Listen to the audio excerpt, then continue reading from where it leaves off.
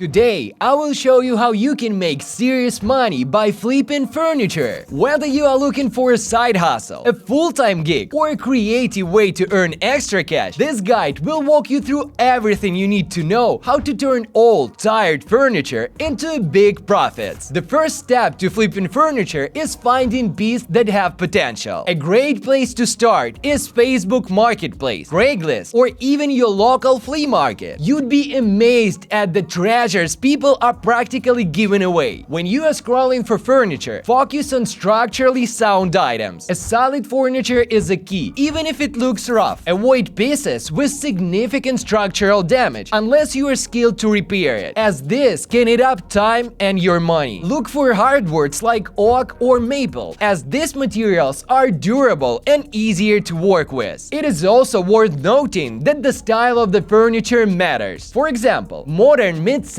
pieces are trendy and often expensive. On the other hand, ornate Victorian furniture might be more challenging to sell unless you find the right buyer. Keep an eye out for a classic design that have timeless appeal, as these are more likely to attract the broad audience. Consider the cost. The lower your initial investment, the higher your potential profit. Be strategic about your purchases and ensure that the likely selling price justifies the time and money spent on the piece. Additionally, consider the logistics of transporting your furniture, as this cost can quickly add up, especially if you are flipping multiple pieces simultaneously. Once you found your furniture, it's time to prepare it for its makeover. The first thing you need to do is thoroughly clean it. Even if it looks clean, furniture often attracts dust, grime, and all residues that can interfere with the painting process. Sanding removes old paint or finish and creates a rough surface that new paint can adhere to better. Start with a coarse grit sandpaper to strip away the old layer. Then move to a finer grit for a smoother finish. Sometimes a piece needs more expensive repairs. For example, suppose a table has a wobbly leg. In that case, it's essential to fix it properly rather than just cover it up with a paint. This might involve replacing parts, adding reinforcement, or even reconstruct your furniture sections. While these repairs can be time-consuming, they often pay off, allowing you to sell the piece at the higher price. Additionally, before you start sanding and painting, don't forget to remove all hardware, like knobs, handles, and hinges. This makes the process easier and ensures that hardware is not damaged or paint over. You can clean the hardware separately using a solution of vinegar and baking soda, or replace it entirely if it's too worn out. Small repairs, like filling in scratches or cracks with wood filler, are straightforward and can make a big difference in the final product. If your furniture has hardware like handles or knobs that are in bad shape, you can either clean them up or replace them entirely. Sometimes a simple spray and paint job on the old hardware can give you a new lease of life. In some cases, you might encounter hardware that won't clean up nicely. If that is the case, you have two options: paint it to look metallic or replace it with a new hardware. Remember, if you are replacing hardware, ensure that the new pieces fit the existing holes, or be prepared to fill and drill new ones. If you are dealing with a piece of veneer, a thin layer of wood glued onto cheaper wood base, be careful during the repair process. A veneer can be delicate and really easy to damage. If it's peeling, you can use a wood glue to reattach it. If it is chipped or missing in places, you might need to patch it with a new veneer or wood filler. This can be tricky, but you can achieve a seamless repair with patience and the right tools. Finally, don't overlook the importance of the good finish. After all the repairs are done, consider whether the piece would benefit from a top coat of polyurethane or wax. These finishes protect the furniture and enhance its appearance, giving it a polished, professional look that buyers will appreciate. Choosing the right paint can make or break your project. Popular choices among flippers include chalk paint and latex paint, each offering different finishes and benefits. For beginners, chalk paint is often recommended because it's forgiving and easy to use. It doesn't require a primer in most cases. However, latex paint might be a better option if you are going for a very smooth or glossy finish. When choosing colors, it is important to think about what sells. Natural colors like white, gray, gray and black sells best because they appeal to many buyers and easily fit into most home decor styles. But don't be afraid to experiment with bolder colors. If you feel confident, they will suit the piece and attract attention. Once the painting is done, it is time to apply the finishing touches. A clear top coat like polyurethane or wax adds durability to the piece and gives it a professional, finished look. The type of finish you choose will depend on the look you are going for. For example, a satin finish offers a slight sheen without being too glossy. In contrast, a matte finish gives a more understated, modern look. One pro tip is to be patient between cost of paint and finish. Rushing this process can lead to uneven coverage or a sticky, tacky surface that takes longer to dry. Follow the manufacturer's instructions for drying times, and if you're in a hurry, use a fan or a space heater to speed up the process. You don't need a fancy camera. A smartphone with a decent camera will do the trick as long as you have good lighting. Natural light is best, so take photos near a window or outside. Arrange the furniture in a way that shows it off to its best advantage. Add decor items like plants, books, or lamps to help potential buyers visualize how the piece will look in their home. When taking photos, aim to capture the piece from multiple angles. Include close-ups of any details, such as unique hardware or intricate woodwork, and full shots showing the entire piece. This gives buyers a comprehensive view of what they are purchasing. Also, highlight any feature that makes the piece special, such as age, the type of wood, or the quality of the craftsmanship. It is also important to be honest in the photos. If the piece has any flaws or imperfections, don't try to hide them. Instead, photograph them clearly and mention them in the listing. This builds trust with potential buyers and helps manage their expectations. Remember, a well-presented flaw can be seen as the unique characteristic rather than a defect. When creating your listing, include all relevant details, dimensions, materials, condition, and any work you've done to restore the piece. Pricing your furniture can take time and effort. You want to ensure you are covering your costs and making a profit, but you also don't want to price yourself out of the market. For example, if you want to sell a piece for $100, list it for $150. This way, when buyers try to haggle, you can reach your target price without feeling in cost. It's also good to track your expenses and time spent on each project. Another strategy to consider is offering bundle deals if you are selling multiple pieces. For instance, if you have a matching set of nightstands, you might provide a discount for buyer who purchase both instead of just one. This increases the likelihood of selling both pieces and encourages buyers to spend more money. Be prepared for negotiation. Most buyers on platforms like Facebook Marketplace expect to haggle, so don't be surprised if you receive offers lower than your asking price. Decide the lowest price you are willing to accept and stick to it. If you are firm about your price, politely decline lowball offers and wait for a buyer that's willing to pay the piece what it's worth. Finally, don't forget to plan for the logistics of delivery or pickup. Depending on the size of the furniture and the buyer's location, you might need to arrange for delivery, which could involve renting a truck or hiring movers. Alternatively, you can offer buyers the option to pick up the furniture themselves, but make sure to communicate clearly about the picking location and time. Flipping furniture can be more than just a side hustle. It can be a rewarding and creative outlet that allows you to express your style and make a difference by giving old piece a new life. Plus, seeing project through from start to finish and then selling it for a profit is incredibly fulfilling. The more you practice, the better you'll become, and the more profitable your flips will be. If you enjoyed this video and want to learn more ways to hustle up some cash, check out our previous video here. In it, we dive into even more strategies for making money on the side. The Token team is working hard to bring you fresh content daily, so subscribe and hit the like button. Together, we will reach new heights. Thanks for watching, and see you in the next video.